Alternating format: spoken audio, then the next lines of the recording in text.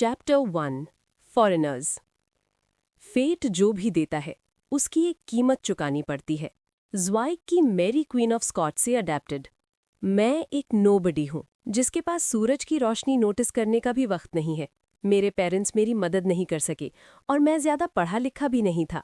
मेरे पास सिटी में अपने दम पर सर्वाइव करने के अलावा और कोई रास्ता नहीं था। मैंने बहुत सारी जॉब्स के लिए अप्लाई किया पर किसी ने मुझे हायर नहीं किया। शायद इसलिए क्योंकि मैं खुद को ठीक से एक्सप्रेस नहीं कर पाता, या शायद मैं एक अच्छा कम्युनिकेटर नहीं हूँ। आई गेस मैंने कभी अपनी काबिलियत दिखाई ही नहीं। एक बार मैंने 3 दिनों में सिर्फ 2 ब्रेड के टुकड़े खाए थे। भूख की वजह से मुझे रात भर नींद नहीं आती थी। शुरुआत में ही मैंने 1 महीने का रेंट एडवांस दे दिया था, तो कम से कम मुझे बाहर की ठंडी हवाओं में नहीं सोना पड़ा। फाइनली मुझे हॉस्पिटल के मॉर्ग में एक नौकरी मिल गई, मुर्दों की रखवाली करने की। हॉस्पिटल में रात के वक्त इतनी ठंड होती थी जितनी मैंने कभी सोची भी नहीं थी। कॉरिडोर की लाइट्स बंद रहती थीं और हर तरफ बस अंधेरा था। मुझे अपने पैर तक नहीं दिखते थे, बस कमरों से आने वाली थोड़ी बहुत रोशनी ही सहारा थी। मॉन द्यू, वहाँ की स्मेल बहुत खतरनाक थी। मौत की बदबू हवा में घुली रहती थी और कभी-कभी हमें मॉर्ग में बॉडीज मूव करने में मदद करनी पड़ती थी। ये कोई ग्लैमरस जॉब नहीं थी, पर इससे मेरा पेट भर जाता था। प्लस रात के फ्री टाइम में मैं पढ़ाई कर सकता था। मॉर्ग में बहुत कम लोग आते थे, या तो बॉडीज डिलीवर करने या फिर उन्हें क्रिमेशन के लिए ले जाने। मेरे पास किताबें नहीं थीं क्योंकि मैं उन्हें अफोर्ड नहीं कर सकता था, और ना ही मुझे पैसे बचाने की कोई उम्मीद दिखती थी। लेकिन मुझे अपने प्रेडिसेसर का शुक्रिया अदा करना चाहिए जो इतनी अचानक नौकरी छोड़कर चला गया, जिसकी वजह से मुझे ये काम मिला। मेरा सपना था कि मैं डे शिफ्ट में काम करूं। दिन में सोना और रात को जागना मेरे शरीर को कमज़ोर कर रहा था और मेरा सर फटने लगता था। एक दिन एक नई बॉडी लाई गई। सुना था कि ये वही मेरा प्रेडिसेसर है जो अचानक गायब हो गया था। मुझे उसकी मिस्टीरियस डिसअपियरेंस में इंटरेस्ट था, तो जैसे ही बाकी लोग रूम से गए मैंने क्वाइटली बॉडी बैग खोला। वो एक बूढ़ा आदमी था जिसकी स्किन ब्लूइश वाइट थी और चेहरे पर झुर्रियां थीं। कम रोशनी में वो और भी डरावना लग रहा था। उसके सर पर ज्यादा बाल नहीं थे, जो बचे थे वो सफ़ेद थे। उसके सारे कपड़े उतार लिए गए थे, शरीर पर एक कपड़ा तक नहीं छोड़ा गया था। एक लावारिस लाश देखकर मूवर्स ने सोचा होगा कि इसका सामान बेचकर कुछ पैसे कमा लिए जाएं। मैंने उसकी चेस्ट पर एक अजीब मार्क देखा, ब्लूइश ब्लैक रंग का। मैं उसे ठीक से एक्सप्लेन नहीं कर सकता, लाइट बहुत कम थी। मैंने उसे छू कर देखा पर उसमें कुछ स्पेशल नहीं था। अपने प्रेडिसेसर को देखकर मुझे डर लगा कि क्या बुढ़ापे में मेरा हाल भी ऐसा ही होगा। मैंने उसकी बॉडी से वादा किया कि मैं उसकी आखिरी जर्नी में उसके साथ रहूंगा, उसे क्रिमेटोरियम ले जाऊंगा और फिर पास के फ्री सेमेट्री में दफनाऊंगा। मैं नहीं चाहता था कि ब्यूरोक्रेट्स उसे किसी कचड़े की तरह नदी में फेंक दें। मुझे पता था कि मेरी नींद खराब होगी, बट ड्यू मेर्सी, अगले दिन संडे था। मैं अपनी नींद पूरी कर सकता था। इतना कहकर मैंने बैग जिप किया और उसे वापस कैबिनेट में रख दिया। कमरे में अंधेरा बढ़ने लगा और परछाइयां लंबी होने लगीं। उस दिन के बाद से जब भी मैं अपनी आंखें बंद करता हूं, मुझे एक घना कोहरा घेर लेता है। कुछ है जो मुझे बताता है कि मैं अकेला नहीं हूं, कुछ ऐसा जो इंसान नहीं है, जो मेरी तरफ आ रहा है। पर कोई मेरी बात नहीं सुनता। उन्हें लगता है कि इस जॉब ने मुझे पागल कर दिया है। वो कहते हैं मुझे डॉक्टर की ज़रूरत है। तभी बार पर बैठे एक ग्राहक ने कहानी सुनाने वाले को देखा और पूछा, और फिर? नरेटर अचानक रुक गया था। ये ग्राहक अपने 35 साल का था, एक ड्रैब डफल कोट और पेल येलो पैंट्स पहने हुए। उसके बाल स्लिक्ड बैक थे और साइड में एक डार्क बोलर हैट रखी थी। वो एक बिल्कुल ऑर्डिनरी आदमी लग रहा था, पियर्सिंग ब्लू आइज और डार्क बाल। नरेटर एक लंबा चिजल्ड फीचर्स वाला लड़का था जिसे देखकर कोई भी लड़की फिदा हो जाए। उसके जेट ब्लैक बाल और चमकती ब्लू आंखें उसकी पर्सनैलिटी को और अट्रैक्टिव बना रही थीं। उसने अपने खाली ग्लास को देखा और एक गहरी सांस ली। और फिर मैंने नौकरी छोड़ दी और गांव वापस आ गया ताकि मैं तुम्हें ये बकवास सुना सकूं। लड़के ने शैतानी मुस्कुराहट के साथ जवाब दिया। क्या तुम मजाक कर रहे थे? हा हा हा। पूरे बार में हंसी गूंज उठी। लेकिन ये हंसी ज्यादा देर नहीं चली। एक मिडिल एज्ड आदमी ने उस कस्टमर को देखा और कहा, तुम यहाँ के नहीं हो ना? ल्यूमियन हर रोज एक नई कहानी सुनाता है। कल ये एक गरीब लड़का था जिसे उसकी मंगेतर ने छोड़ दिया और आज ये मुर्दों का वॉचमैन बन गया। हाँ, ये कभी सेरेंजो रिवर के ईस्ट की बातें करता है तो कभी राइट की। इसकी बातों में कोई दम नहीं है, एक और रेगुलर ने ऐड किया। ये सब कॉर्डू विलेज के किसान थे। ल्यूमियन बार काउंटर पर आगे झुका और खड़ा हो गया। उसने एक चीकी स्माइल दी और बोला, दोस्तों, ये कहानियां मैं नहीं बनाता, मेरी बहन लिखती है। वो किसी नॉवल वीकली कॉलम के लिए राइटर है। ल्यूमियन ने मुड़कर अपने हाथ फैलाए और उस फॉरेनर को देखा। लगता है उसने काफी अच्छी कहानी लिखी है। सॉरी, आपको गलतफहमी हुई। ब्राउन ट्वीड शर्ट पहने उस ऑर्डिनरी आदमी ने स्माइल किया और खड़ा हो गया। बहुत इंटरेस्टिंग स्टोरी थी। वैसे मैं तुम्हें किस नाम से बुलाऊं? क्या ये कॉमन कर्टेसी नहीं है कि पहले अपना इंट्रोडक्शन दिया जाए? ल्यूमियन ने पलट कर पूछा। फॉरेनर ने सर हिलाया। मेरा नाम रायन कॉस है और ये मेरे कंपेनियंस वैलेंटाइन और लिया है। वैलेंटाइन अपने लेट 20s में था, पाउडर्ड ब्लॉन्ड बाल और गुस्से वाला चेहरा। लिया एक स्ट्राइकिंग यंग वुमन थी जिसके बाल लाइट ग्रे थे और सर पर एक वाइट वेल था। उसके बूट्स और वेल पर लगी छोटी सिल्वर बेल्स उसके चलने पर जिंगल करती थीं। वो एक फैशनेबल सिटी गर्ल लग रही थी। ल्यूमियन ने नॉड किया। मेरा नाम ल्यूमियन ली है, तो मुझे ल्यूमियन कह सकते हो। ली? लिया अचानक बोल पड़ी। क्या हुआ, मेरे सरनेम से कोई प्रॉब्लम है? ल्यूमियन ने क्यूरियस होकर पूछा। रायन कॉस ने एक्सप्लेन किया। तुम्हारा लास्ट नेम थोड़ा डरावना है। 5 सीज में एक कहानी मशहूर है कि पायरेट एडमिरल्स या किंग से मिल लेना मंजूर है, पर फ्रैंक ली नाम के बंदे से कभी पंगा मत लेना। उसका लास्ट नेम भी ली है। क्या वो सच में इतना डरावना है? ल्यूमियन ने पूछा। रायन ने सर हिलाया। पता नहीं, पर अगर ऐसी लेजेंड्स हैं तो कुछ तो सच्चाई होगी ही। उसने टॉपिक बदलते हुए कहा, स्टोरी के लिए शुक्रिया, एक ड्रिंक तो बनती है, क्या पियोगे? एक ग्लास ला फेवर्ते, ल्यूमियन ने बिना हिचकिचाहट कहा। ला फेवर्ते? एब्सिंथ? मैं तुम्हें बता दूं कि ये सेहत के लिए खतरनाक है, इससे लोग पागल हो सकते हैं। मुझे नहीं पता था कि ट्रियर का ट्रेंड यहाँ तक पहुँच गया है, लिया ने मुस्कुराते हुए कहा। तो तुम्हारे यहाँ के लोग भी इसे पसंद करते हैं? हमारी जिंदगी पहले ही काफी मुश्किल है, थोड़े से नुकसान की फिक्र किसे है? ये ड्रिंक दिमाग को सुकून देती है। रायन ने बारटेंडर से कहा, एक ग्लास लाफे वर्ते और एक कुयर एपीजे। वही मिडिल एज्ड आदमी जिसने ल्यूमियन की पोल खोली थी बीच में बोला, मुझे भी एक ग्लास लाफे वर्ते दो। मैंने ही तो सच बताया था, मैं इस लड़के के बारे में और भी सच बता सकता हूँ। उसने ल्यूमियन को घूरा। फॉरेनर, मुझे पता है तुम्हें अभी भी उसकी कहानी पर शक है। ल्यूमियन ने मुंह बनाया। पियर, तुम एक फ्री ड्रिंक के लिए कुछ भी करोगे? रायन ने ल्यूमियन से पूछा, क्या ये ठीक है? जरूर, अगर आपका वॉलेट हैंडल कर सके तो। ल्यूमियन ने चिल होकर कहा। पियर ने मुस्कुराते हुए कहा, जेनरस फॉरेनर, इस लड़के से बचकर रहना, ये पूरे विलेज का सबसे शरारती लड़का है। 5 साल पहले इसकी बहन औरोरा इसे विलेज लेकर आई थी, तब ये सिर्फ 13 साल का था। ये दारियज के हॉस्पिटल में मॉग वॉचमैन कैसे बन सकता है? वहां जाने में ही पूरा दिन निकल जाएगा। लेकर आई थी? लिया ने शक के साथ पूछा। पियर ने कन्फर्म किया। औरोरा 6 इयर्स पहले यहाँ आई थी। 1 साल बाद वो एक जर्नी पर गई और इस लड़के को साथ लाई। कहा कि रास्ते में ये भूखा प्यासा मिला तो इसे अडॉप्ट कर लिया। इसने औरोरा का लास्ट नेम ली रख लिया, यहाँ तक कि ल्यूमियन नाम भी औरोरा ने ही दिया है। मुझे तो अपना पुराना नाम याद भी नहीं है। ल्यूमियन ने हंसते हुए एब्सेंट का एक सिप लिया। उसे अपने पास्ट से कोई फर्क नहीं पड़ता। Chapter 2, prank. रायन ने पोलाइटली ल्यूमियन से माफी मांगी। मुझे माफ करना, मैंने ऐसी सिचुएशन की उम्मीद नहीं की थी, उसने कहा। ल्यूमियन हल्का सा हंसा। क्या आपका मतलब है कि हमें एक और ग्लास ला फेवर्ट की जरूरत है? रायन के जवाब का इंतजार किए बिना उसने टॉपिक बदल दिया। आप जैसे फॉरेनर्स कॉर्डू विलेज में क्या कर रहे हैं? क्या आप यहाँ वूल या लेदर खरीदने आए हैं? कॉर्डू के ज्यादातर लोग भेड़ बकरियां पालकर ही गुजारा करते थे। रायन ने एक गहरी सांस ली और अपना असली मकसद बताया। हम यहाँ इटर्नल ब्लेजिंग सन चर्च के पादरे गुयोम बेने से मिलने आए हैं, पर वो ना तो अपने घर पर हैं और ना ही कैथीड्रल में।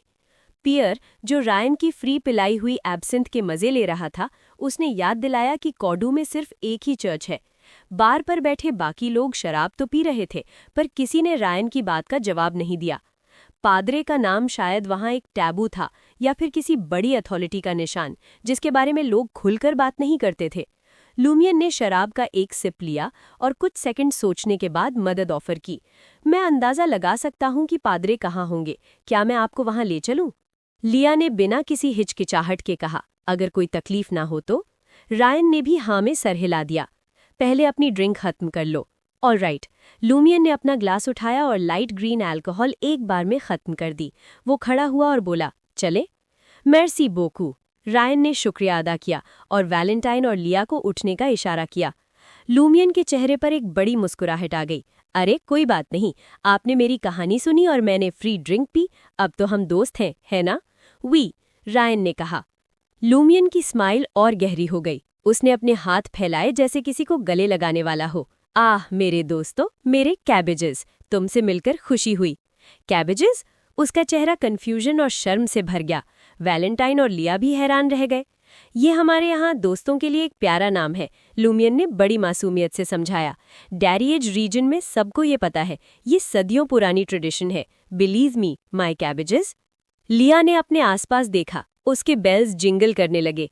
पियर और बाकी लोगों ने भी हाँ में सर हिलाया जैसे लूमियन सच बोल रहा हो, पर उनकी शैतानी मुस्कुराहट बता रही थी कि उन्हें फॉरेनर्स को परेशान देखकर मजा आ रहा है। लूमियन ने अपनी थोड़ी सहलाई।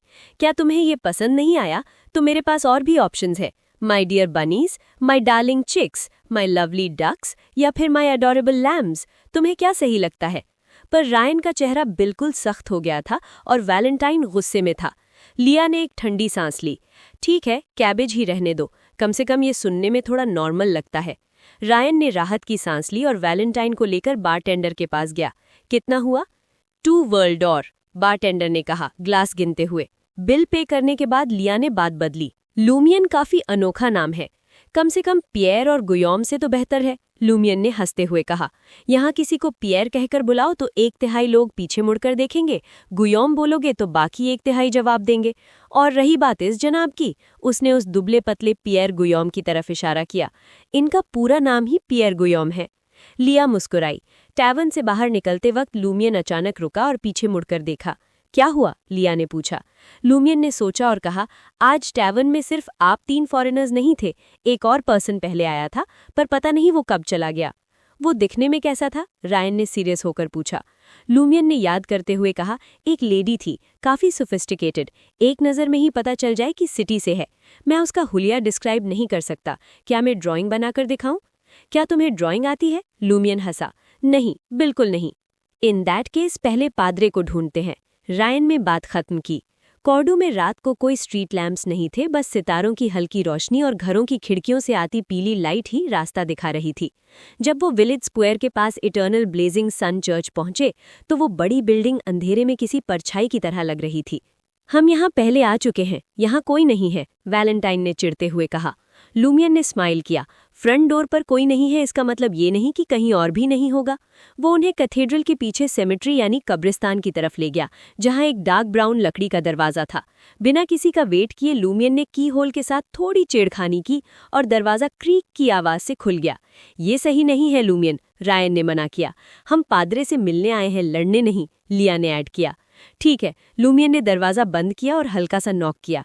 हे, कोई है? जवाब नहीं दिया तो मैं अंदर आ जाऊंगा, उसने इतनी धीरे से कहा कि मुश्किल से सुनाई दिया। अंदर से कोई जवाब नहीं आया। लूमियन ने दरवाजा धक्का दिया और इशारा किया, अंदर जाइए। रायन थोड़ा हिचकिचाया पर फिर कदम आगे बढ़ाए। लिया और वैलेंटाइन भी पीछे पीछे गए।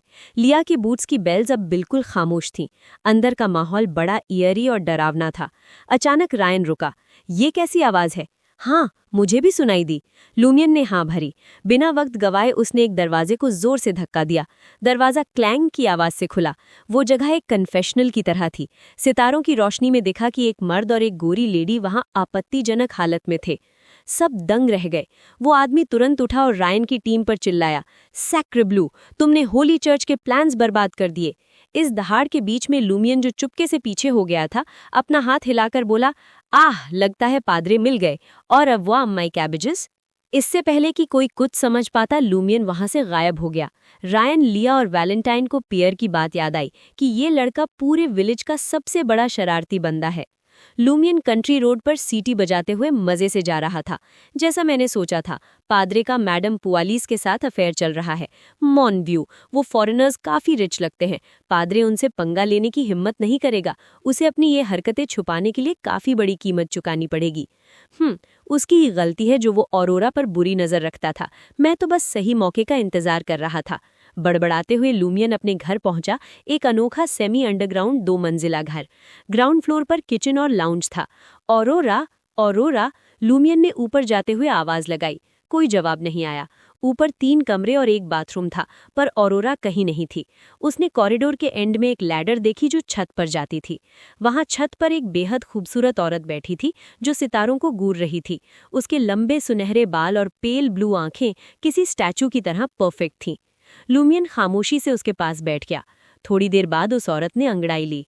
ऑरोरा, मुझे समझ नहीं आता तुम यहाँ क्यों आती हो। इस व्यू में इतना क्या खास है? मुझे ग्रैंड सुअर कहो। ऑरोरा ने मजाक में उसके सर पर हल्का सा मारा, फिर ठंडी सांस लेते हुए कहा, एक फिलोसोफर ने कहा था कि दुनिया में सिर्फ 2 ही चीजें इज्जत के लायक हैं, एक इंसान के दिल की मोरालिटी और दूसरा ऊपर का कॉस्मॉस। लूमियन ने अपनी बहन का उदास चेहरा देखा और हंसा। इसका जवाब मुझे पता है, एम्परर रॉसल ने भी यही कहा था। ऑरोरा हंस पड़ी, फिर उसने अपनी गोल्डन आईब्रोज उठाई। तुमने फिर शराब पी है? इसे सोशलाइजिंग कहते हैं। लूमियन ने मौका देखकर सारी बात बता दी। मैं 3 फॉरेनर्स से मिला। ऑरोरा अपनी हंसी नहीं रोक पाई। मुझे डर है पादरे को हार्ट अटैक ना आ जाए। फिर सीरियस होकर बोली, लूमियन अब पादरे को और परेशान मत करना। अगर कोई नया पादरे आ गया तो मुसीबत हो जाएगी। पर मुझे उसकी शक्ल पसंद नहीं। लूमियन कंप्लेन करने लगा। ऑरोरा उठी और मुस्कुराकर बोली, चलो अब सोने का वक्त हो गया है मेरे शराबी भाई। उसने हवा में कुछ सिल्वर डस्ट उड़ाई। ऑरोरा किसी परिंदे की तरह छत से उड़ती हुई 2nd फ्लोर की खिड़की से अंदर चली गई, लूमियन को वहीं छोड़कर। और मेरा क्या? लूमियन ने घबराकर पूछा। खुद उतर कर आओ, ऑरोरा ने मर्सिलेसली जवाब दिया। लूमियन ने अपने होंठ से कोड़े। रात के अंधेरे में गायब होती उन सिल्वर लाइट की बूंदों को देखकर उसने एक गहरी सांस ली और खुद से कहा, पता नहीं मुझे ऐसी एक्स्ट्रॉर्डिनरी पावर्स कब मिलेंगी। Chapter 3 dream. लूमियन छत पर ही रुका रहा। उसका नीचे आने का मन नहीं था। उसका चेहरा बिल्कुल सीरियस था। उस पर कोई इमोशन नहीं दिख रहा था। वो मस्तीखोर लड़का जो टैवर्न में हंसी मजाक करता था अब गायब हो चुका था। उसकी जगह एक ऐसा शांत और रेजोल्यूट इंसान था जिसे शायद पुराने जानने वाले पहचान भी ना पाते। जब से उसे बाय चांस औरोर की मैजिकल पावर्स के बारे में पता चला था, लूमियन उन्हें पाने के लिए पागल था। लेकिन औरोर हमेशा उसे वॉर्न करती थी। वो कहती थी कि इन पावर्स के साथ बहुत खतरा और दर्द आता है। वो उसे ये राज बताने से मना कर देती थी, भले ही उसे पता हो कि आम इंसान को ये पावर्स कैसे दी जा सकती हैं। लूमियन उसे फोर्स नहीं कर सकता था, इसलिए वो हर बार बस रिक्वेस्ट करता और उसे मनाने की कोशिश करता। कुछ सेकंड सोचने के बाद लूमियन खड़ा हुआ और छत के किनारे गया। वुडन लैगर से होते हुए वो वापस 2nd फ्लोर पर आया। वो टहलते हुए औरोर के कमरे की तरफ गया। देखा कि ब्राउन लकड़ी का दरवाजा थोड़ा खुला है। उसने अंदर झांक कर देखा। औरोर अपनी डेस्क पर बैठी थी, स्काई ब्लू गाउन पहने हुए और एक शैंपेन फाउंटेन पेन से कुछ लिख रही थी। वो इतनी रात का क्या लिख रही है? क्या ये विच क्राफ्ट से रिलेटेड है? लूमियन ने दरवाजे पर हाथ रखकर मजाक में कहा, अपनी डायरी लिख रही हो क्या? कौन लिखता है डायरी ऑनेस्टली? औरोर ने लिखना बंद किए बिना जवाब दिया। लूमियन उसके जवाब से सैटिस्फाई नहीं था। पर क्या एम्परर रोजेल ने कई वॉल्यूम्स डायरीज नहीं लिखी थी? रोजेल इंटिस रिपब्लिक के आखिरी एम्परर थे, जहां ये दोनों भाई बहन रहते थे।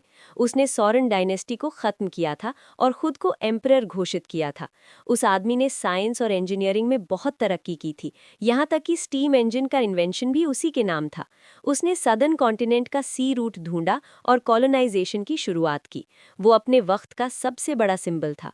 लेकिन अपनी लाइफ के आखिरी सालों में ट्रायर के व्हाइट मेपल पैलेस में उसे धोखे से मार दिया गया था। उसकी मौत के बाद उसकी डायरी के पेजेस पूरी दुनिया में फैल गए, लेकिन वो एक ऐसी भाषा में लिखे गए थे जिसे कोई नहीं पढ़ सकता था, जैसे वो शब्द इस दुनिया के हो ही ना। इसीलिए रोजेल कोई ऑनेस्ट आदमी नहीं था। और ने लूमियन की तरफ पीठ किए हुए ताना मारा। तो तुम वहां क्या घसीट रही हो? लूमियन ने पूछा। यही तो मेन सवाल था। और ने कंधे उचकाए। उसकी आवाज में लापरवाही थी। एक लेटर? किसको? लूमियन ने घूर कर पूछा। और रुकी। उसने अपना कीमती गोल्डन फाउंटेन पेन नीचे रखा और अपने लिखे शब्दों को चेक किया। एक पेन पैल को। एक क्या? लूमियन ने अपनी आईब्रोज सिकोड़ी। वो पूरी तरह कंफ्यूज था। ये क्या बला है? और हल्का सा हंसी। अपने सुनहरे बालों में हाथ फेरते हुए उसने अपने भाई को समझाना शुरू किया। इसीलिए मैं तुम्हें कहती हूँ कि ज्यादा पढ़ाई किया करो, शराब पीने और घूमने में अपना दिन बर्बाद मत करो। अपने आप को देखो, एक अनपढ़ में और तुम में क्या फर्क है? लूमियन ने उसके बातों पर ध्यान नहीं दिया। और पेन पैल्स वो दोस्त होते हैं जो न्यूज़पेपर्स, मैगजीन्स और पब्लिकेशंस के जरिए बनते हैं। वो कभी मिले नहीं होते और सिर्फ लेटर्स के जरिए टच में रहते हैं। ऐसे दोस्त का क्या फायदा? लुमियन ने पूछा। वो थोड़ा चिंतित था। और का कभी कोई बॉयफ्रेंड नहीं रहा था, तो वो नहीं चाहता था कि कोई अनजान आदमी उसे बेवकूफ बनाए। मतलब? और ने सीरियस होकर सोचा। पहली बात, इमोशनल वैल्यू। यस, मुझे पता है तुम्हें ये कॉन्सेप्ट समझ नहीं आएगा। इंसानों को कनेक्ट करने की ज़रूरत होती है, पर कुछ बातें और इमोशंस मैं गांव वालों या तुम्हारे साथ शेयर नहीं कर सकती। मुझे अपने थॉट्स रिलीज करने के लिए एक प्राइवेट आउटलेट चाहिए। ये पेन पैल्स जिनसे मैं कभी मिली नहीं, वो इसके लिए परफेक्ट है। दूसरी बात, मेरे पेन पैल्स को अंडर एस्टिमेट मत करना। उनमें से कुछ के पास बहुत पावर है और कुछ के पास बहुत नॉलेज है। एग्जाम्पल के लिए, एक पेन पैल ने मुझे ये बैटरी ऑपरेटेड लैंप गिफ्ट किया है। केरोसिन लैंप्स और मोमबत्तियां आंखों के लिए खराब होती हैं। इससे पहले कि लुमियन और कोई सवाल पूछता, और ने पीछे हाथ हिलाया। जाओ आराम करो मेरे शराबी भाई, बोननवी। ठीक है बोननवी, लुमियन ने अपनी फ्रस्ट्रेशन छुपाते हुए जवाब दिया। और ने हिदायत दी, दरवाज़ा बंद करना मत भूलना। खिड़कियां और दरवाज़ा खुला होने की वजह से यहाँ बर्फ जैसी ठंड है। लुमियन ने धीरे से दरवाज़ा बंद किया और अपने कमरे में जाकर जूते उतारकर बेड पर बैठ गया। रात के अंधेरे में वो ख्यालों में खो गया। वो जानता था कि और एक ऐसी औरत है जो अपने राज अपने तक रखती है। लुमियन हैरान नहीं था, पर उसे चिंता थी कि कहीं ये राज और को खतरे में ना डाल दें। और सच्चाई तो ये थी कि उसके पास ऑप्शंस कम थे। वो बस एक आम इंसान था, बॉडी स्ट्रांग थी, दिमाग तेज था, बस इतना ही। थॉट्स समुद्र की लहरों की तरह आ रहे थे। लुमियन ने गहरी सांस ली, वॉशरूम गया, फ्रेश हुआ और अपने ठंडे बेड पर गिर पड़ा। पहाड़ों में अप्रैल की हवा अभी भी चुभने वाली ठंडी थी। नींद की उस अजीब हालत में लुमियन ने महसूस किया कि एक धुंधली सी मिस्ट उसके आसपास फैल रही है, सब कुछ मिटा रही है। वो उस धुंध में चलता रहा, पर चाहे वो किसी भी दिशा में जाए, वो फॉग उसे घूम फिरकर वापस उसी जगह ले आती, उसके बेडरूम में। वही सफ़ेद बेड, वही लकड़ी की टेबल और कुर्सी। लुमियन की आंखें अचानक खुली। सुबह की धूप नीले पर्दों से छन कर आ रही थी। वो उठकर बैठ गया, कमरे को खाली नजरों से देखने लगा। उसे लगा वो अभी भी सपने में कैद है, वही सपना जो उसे कई दिनों से आ रहा था। वो ग्रे फॉग जो हटने का नाम नहीं लेती थी। उसने अपने सर को दबाया और भारी आवाज में खुद से कहा, ये अब जल्दी जल्दी हो रहा है, मुझे रोज यही सपना आता है। लुमियन शांत दिख रहा था, पर यह सपना ना तो कोई बुरा असर ला रहा था और ना ही कोई अच्छा। मैं दुआ करता हूँ कि इसमें कुछ अच्छा छुपा हो, लुमियन बड़बड़ाया और बेड से उठा। जैसे ही उसने कॉरिडोर का दरवाजा खोला, उसे और के कमरे से आवाज आई। क्या कोइंसिडेंस है? लुमियन मुस्कुराया। तभी उसके दिमाग में एक आइडिया आया। वो वापस दरवाजे के किनारे खड़ा हो गया। जैसे ही और का दरवाजा खुला, लुमियन ने जल्दी से अपना राइट हाथ उठाया और दर्द भरे एक्सप्रेशन के साथ अपने सर को मसलने लगा। क्या हुआ? और ने उसकी परेशानी नोटिस की। सक्सेस! लुमियन ने मन ही मन जश्न मनाया और खुद को शांत दिखाने की कोशिश की। मुझे फिर वही सपना आया, उसने गंभीर आवाज में कहा। और के सुनहरे बाल उसके कंधों पर बिखर गए। उसने चिंता में अपनी आईब्रोज सिकोड़ी। पुराना तरीका काम नहीं किया, वो खुद से बड़बड़ाई। फिर उसने सजेस्ट किया, शायद मुझे तुम्हारे लिए एक हिप्नोटिस्ट ढूंढना चाहिए, एक असली हिप्नोटिस्ट जो देख सके कि इसकी वजह क्या है। वैसा वाला जिसके पास मैजिकल पावर्स हो? लुमियन ने जानबूझकर पूछा। और ने हल्के से हाँ में सर हिलाया। तुम्हारा कोई पेन पैल? लुमियन ने पूछा। तुम इस बारे में क्यों सोच रहे हो? अपनी प्रॉब्लम सॉल्व करने पर ध्यान दो, उसने तुरंत डांटा। यही तो मैं सोच रहा हूँ, लुमियन मन में बोला। उसने मौके का फायदा उठाते हुए कहा, और अगर मैं एक वॉरलॉक बन जाऊं और एक्स्ट्रा ऑर्डिनरी पावर्स पालूं, तो मैं इस सपने का राज खोल पाऊंगा और इसे हमेशा के लिए खत्म कर पाऊंगा। सोचना भी मत, और ने बिना हिचकिचाए जवाब दिया। उसका चेहरा नर्म पड़ गया और वो बोली, लुमियन, मैं तुमसे झूठ नहीं बोलूंगी। ये रास्ता खतरनाक है, दर्दनाक है और धोखे से भरा है। अगर मेरे पास कोई और चॉइस होती और दुनिया कंट्रोल से बाहर ना हो रही होती, तो मैं एक मामूली राइटर बनकर शांति की जिंदगी जीना पसंद करती। तो फिर मुझे ये खतरा और दर्द उठाने दो। मैं तुम्हें प्रोटेक्ट करूंगा और तुम वो करो जो तुम्हें पसंद है। ये शब्द काफी देर से उसके दिमाग में घूम रहे थे। और कुछ सेकंड्स शांत रहीं, फिर उसके चेहरे पर एक मुस्कुराहट आ गई। क्या तुम औरतों से भेदभाव कर रहे हो? इससे पहले कि लुमियन कुछ कहता, वो सीरियस टोन में बोली, अब वापस मुड़ने के लिए बहुत देर हो चुकी है। जो पहले था वहां वापस नहीं जा सकते। ठीक है, मैं समझ गई। जाओ मुंह धो लो। आज घर पर अच्छे से पढ़ाई करना और जून में होने वाले कॉलेज एंट्रेंस एग्जाम्स के लिए तैयार रहना। तुमने खुद कहा था दुनिया खतरनाक होती जा रही है। एग्जाम्स देने का क्या फायदा? लुमियन ने बड़बड़ाया। वो मानता था कि सक्सेस की चाबी ताकत है, डिग्री नहीं। और बस मुस्कुराई और बोली, नॉलेज इज पावर मेरे अनपढ़ भाई। लुमियन के पास कोई जवाब नहीं था। वो बस और को वॉशरूम जाते हुए देखता रहा। दोपहर में कॉर्डू के भरे हुए टाउन स्क्वायर में रेमंड ग्रेग ने देखा कि लुमियन ली एक एल्म ट्री के नीचे बैठा कुछ सोच रहा है। क्या तुम्हें घर पर बैठकर किताबों में नाक घुसाकर नहीं रखनी चाहिए थी? रेमंड ने पास आते हुए आवाज में जलन से कहा। लुमियन ने ऊपर देखा और एक चार्मिंग स्माइल दी। क्या तुम्हें और ने नहीं बताया? यहाँ तक कि फांसी देने वाले को भी ब्रेक मिलता है। मैं इतने वक्त से घर में कैद था, मुझे ब्रेक चाहिए था। पूरी सुबह वो यही सोच रहा था कि और की मदद के बिना एक्स्ट्रा ऑर्डिनरी पावर्स कैसे पाई जाएं। इसके लिए उसे खुद इन्वेस्टिगेशन करनी थी। उसे लगा कि गांव में फैली मैजिकल पावर्स की अफवाहों में कुछ तो सच्चाई होगी, इसलिए वो जानबूझकर रेमंड का वेट कर रहा था। अगर मैं तुम्हारी जगह होता तो मैं 15 मिनट से ज्यादा आराम नहीं करता, रेमंड एल्म ट्री से टेक लगाकर बोला। हमारे पास कोई ऐसी बहन नहीं है जो इतनी पढ़ी लिखी हो कि हमें पढ़ा सके। मैं तो अगले साल भेड़ बकरियां चराना सीखने वाला हूँ। लुमियन ने रेमंड की बातों पर ध्यान नहीं दिया और कहा, मेरे लिए वो वॉरलॉक वाली कहानी फिर से सुनाओ। रेमंड लुमियन का इरादा नहीं समझ पाया। वो कंफ्यूज हो गया। वो वॉरलॉक वाली? पुराने जमाने में हमारे गांव में एक वॉरलॉक रहता था, पर बाद में वो मर गया। जिस दिन उसे दफन किया जा रहा था, एक उल्लू बाहर से उड़ता हुआ आया और उसके बेड पर बैठ गया। वो तभी उड़ा जब कॉफिन को बाहर ले जाया गया। फिर वो कॉफिन इतना भारी हो गया कि उसे खींचने के लिए 9 बैल लगाने पड़े। लुमियन ने और जोर दिया। ये कितने पहले की बात है? रेमंड का चेहरा और कंफ्यूज हो गया। मुझे कैसे पता होगा? मैंने तो बस अपने बाप से सुना है। Chapter 4 shepherd. लुमियन झटके से खड़ा हो गया। उसकी आंखों में एक डिटर्मिनेशन थी। तो चलो तुम्हारे पापा के पास चलते हैं। वो हमेशा से एक मैन ऑफ एक्शन था। वो जानता था कि विलेज की इस लेजेंड को इन्वेस्टिगेट करने का काम वेट नहीं कर सकता। अगर उसने देर की तो उसकी बहन अरोर को खबर लग जाएगी और वो उसे ये सब कभी नहीं करने देगी। अरोर की नज़रों में एक्स्ट्राऑर्डिनरी पास के साथ खेलना आग से खेलने जैसा था। क्या मुझे नहीं पता कि इसमें खतरा है? लुमियन ने सोचा। अरोर मुझसे झूठ नहीं बोलेगी, पर भले ही दुनिया आग में जल रही हो, मुझे चलते रहना होगा। मैं अरोर को अकेले ये सब फेस करने नहीं दे सकता।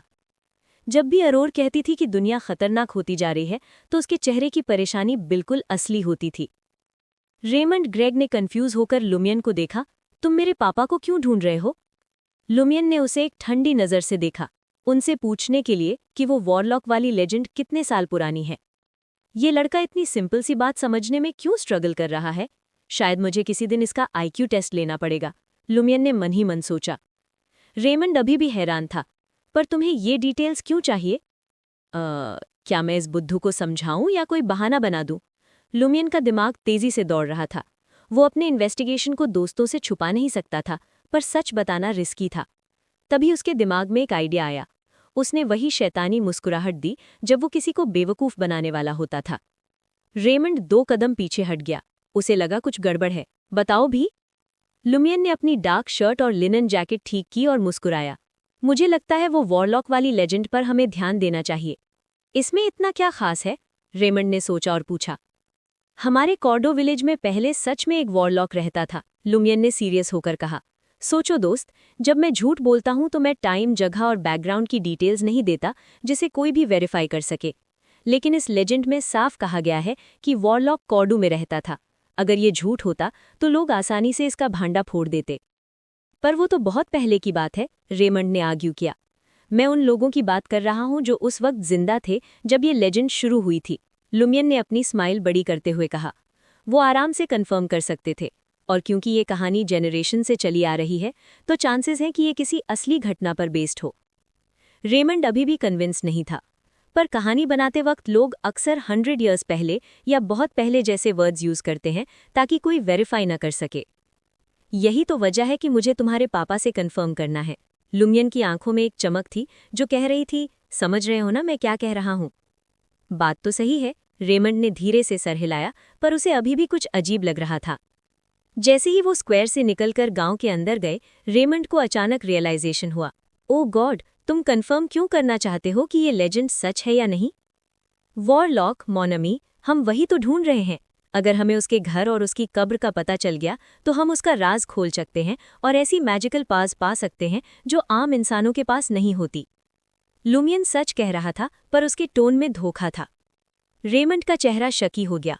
मुझसे झूठ मत बोलो मेरे दोस्त, ज्यादातर कहानियां बच्चों को डराने के लिए होती हैं, वो सच कैसे हो सकती हैं?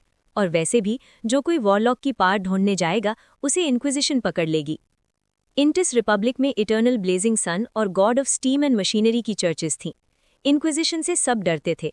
हेरेटिक्स को पकड़कर वहां टॉर्चर किया जाता था। लुमियन जोर से हंसा। अब क्यों डर रहे हो? तुमने खुद कहा ज्यादातर लेजेंड्स झूठी होती हैं। वॉरलॉक के रिमेन्स मिलने के चांसेस ना के बराबर हैं।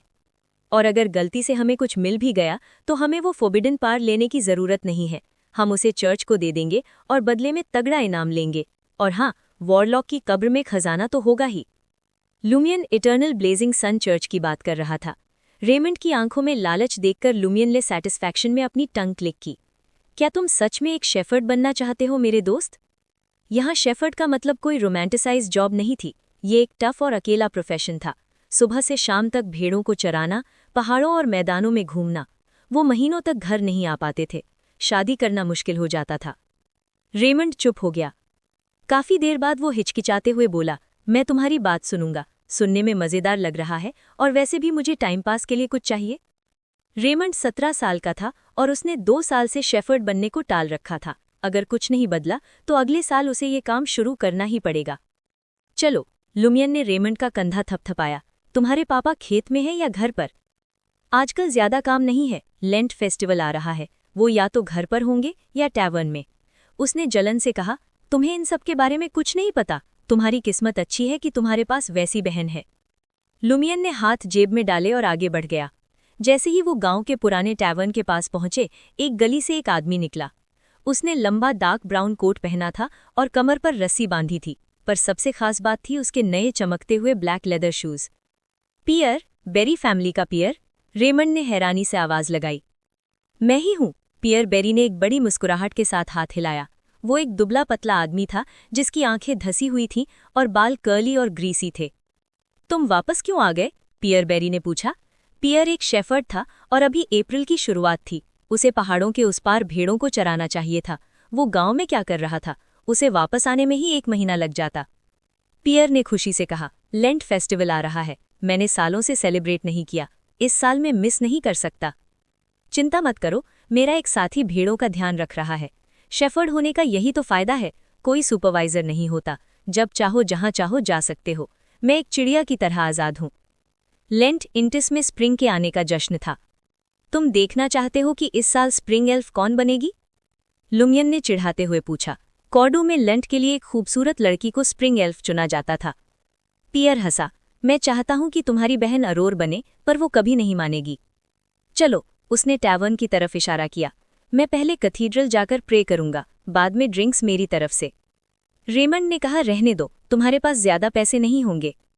हा, प्रभु ने कहा है, भले ही एक कॉपर कॉइन हो, हमें अपने गरीब भाइयों के साथ शेयर करना चाहिए। पियर ने शेफर्ड्स की एक कहावत सुनाई। लुमियन ने रेमंड की तरफ देखकर स्माइल किया। पियर के पास बहुत पैसा है, आज की ड्रिंक वही पिलाएगा। उसने पियर के नए लेदर शूज की तरफ इशारा किया। पियर खुश हो गया। मेरा नया बॉस काफी अच्छा है। उसने मुझे कुछ भेड़े, ऊन, चीज और लेदर दिया है। जैसे ही लुमियन ने पियर को जाते हुए देखा, उसकी नजरें शक से भर गईं। उसने धीरे से खुद से कहा, सिर्फ लेंट सेलिब्रेट करने के लिए इतना लंबा सफर करके वापस आया? लुमियन ने चारों तरफ देखा, फिर रेमंड के साथ टैवर्न की तरफ बढ़ा। ये टैवर्न बिल्कुल साधारण था। गांव वाले इसे बस ओल्ड टैवर्न कहते थे। अंदर घुसते ही लुमियन की आंखें आदत के मुताबिक रूम को स्कैन करने लगी। अचानक उसकी नजर रुक गई। वहां उसके सामने वही फॉरेनर लेडी बैठी थी जो कल रात वहां से भाग गई थी। वो अकेली थी। रायन, लेया और वैलेंटाइन उसके साथ नहीं थे। उसने एक लॉन्ग फ्लोइंग ऑरेंज ड्रेस पहनी थी और उसके बाल ब्राउन कर्ल्स में थे। उसकी पियर्सिंग स्काई ब्लू आंखें उसके हाथ में पकड़े लाल रंग की ड्रिंक पर टिकी थी।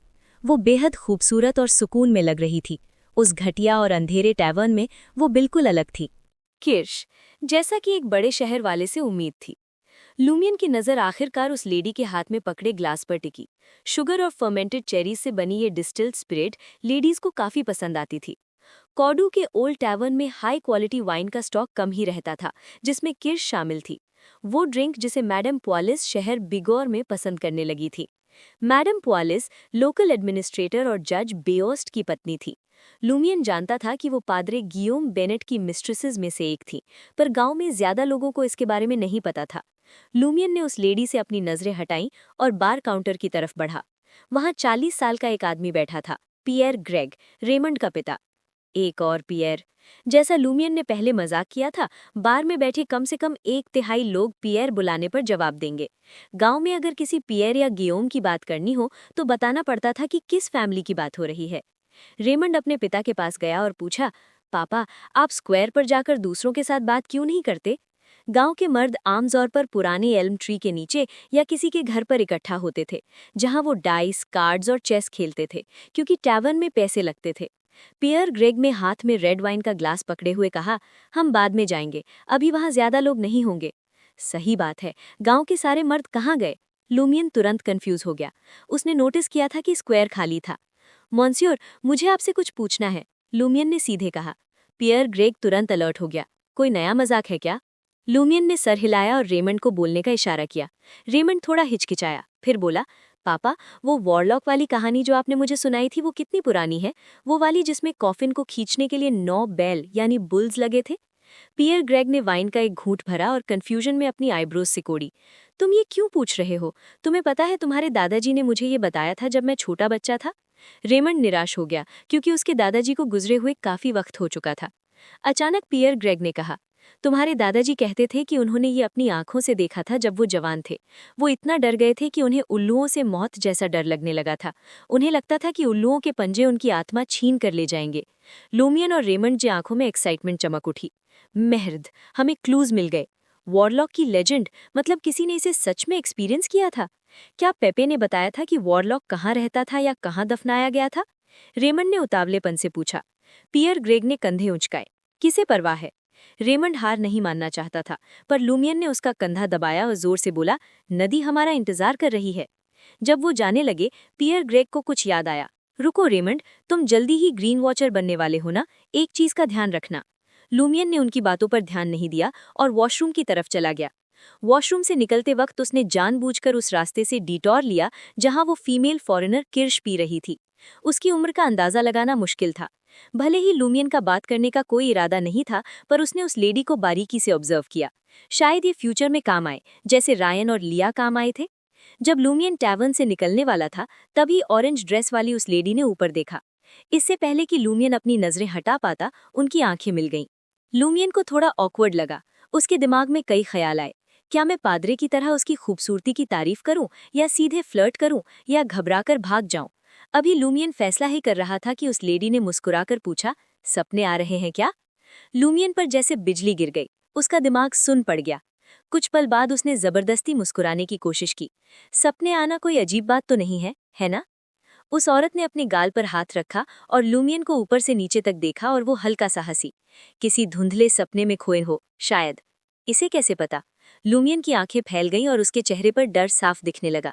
भले ही वो होशियार था, पर वो अभी भी यंग था और अपने इमोशंस कंट्रोल नहीं कर पाया।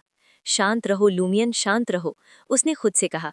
क्या आपने वो कहानी सुनी जो मैंने कल रात उन 3 फॉरेनर्स को सुनाई थी? उस औरत ने कोई जवाब नहीं दिया। इसके बजाय उसने अपने ऑरेंज पर्स से कार्ड्स का स्टैक निकाला। उसने लूमियन की तरफ देखा और एक चमकती हुई स्माइल दी। एक कार्ड निकालो, शायद ये उस सपने के राज खोलने में तुम्हारी मदद करे। क्या? लूमियन हैरान था। वो तुरंत अलर्ट हो गया। वो लालच और डर दोनों महसूस कर रहा था। उसने उस कार्ड को देखा और अपनी आईब्रोज सिकोड़ी। टैरो? ये कार्ड एम्परर रज़ेल के बनाए टैरो कार्ड्स जैसा दिख रहा था। उस औरत ने नीचे देखा और एक शर्मिंदा स्माइल दी। माफ करना, मैंने गलती से गलत वाला उठा लिया। उसने तुरंत वो 22 कार्ड्स अपने बैग में वापस रखे और दूसरा डेक निकाला। ये भी टैरो है, पर ये माइनर आर्काना है। तुम्हारे पास मेजर आर्काना पैक से ड्रॉ करने का प्रिविलेज नहीं है और मेरे पास तुम्हें वो करने देने की अथॉरिटी नहीं है। ये क्या बकवास कर रही है? लूमियन कंफ्यूज था। ये औरत बेहद खूबसूरत थी, पर इसकी बातों से लग रहा था कि वो पूरी तरह से पागल है। एक कार्ड निकालो, उसने कहा। ये फ्री है, ट्राई करने में कोई नुकसान नहीं। शायद ये तुम्हारी प्रॉब्लम का सल्यूशन हो। लूमियन हंसा। मेरी बहन कहती है कि मुफ्त की चीजें अक्सर सबसे महंगी पड़ती है। हो सकता है, पर जब तक तुम पे नहीं करते, मैं एक फॉरेनर होकर तुमसे पैसे कैसे मांग सकती हूँ? सही बात है, शायद ट्राई करना चाहिए। सपने के बारे में हिंट मिलना आसान नहीं है। काफी सोचने के बाद लूमियन आगे झुका और कार्ड्स के ढेर में से एक कार्ड खींच लिया। 7 ऑफ वॉन्ड्स, यानी 7 छड़ी। उस लेडी ने कार्ड देखा और कहा, इसका क्या मतलब है? लूमियन ने पूछा। लेडी ने मुस्कुराते हुए कहा, मैं तुम्हारे लिए इंटरप्रेट करती हूँ। ये सिंबलाइज करता है क्राइसिस, चैलेंज, कॉन्फ्रंटेशन और करेज। लेकिन सबसे जरूरी बात यह है कि अब ये कार्ड तुम्हारा है। जब वक्त आएगा तुम्हें इसका असली मतलब पता चलेगा।